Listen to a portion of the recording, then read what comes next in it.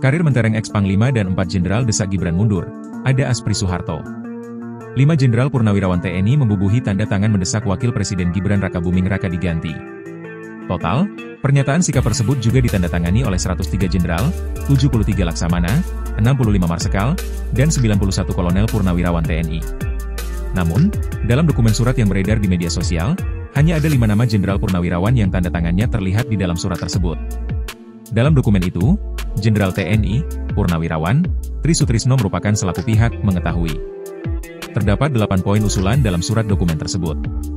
Usulan yang paling menggemparkan yakni mengusulkan pergantian Wapres Gibran kepada MPR karena keputusan MK terhadap pasal 169 huruf Q Undang-Undang Pemilu dinilai telah melanggar hukum acara MK dan Undang-Undang Kekuasaan Kehakiman.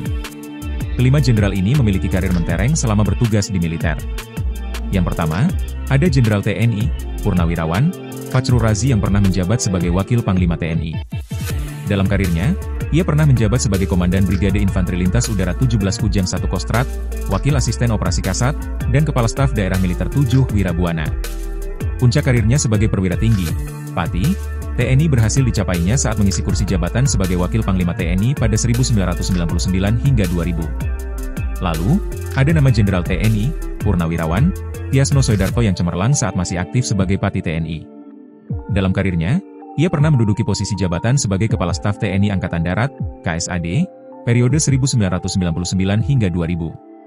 Selain itu, Tiasno juga sempat menduduki posisi jabatan sebagai Pangdam 4 Diponegoro.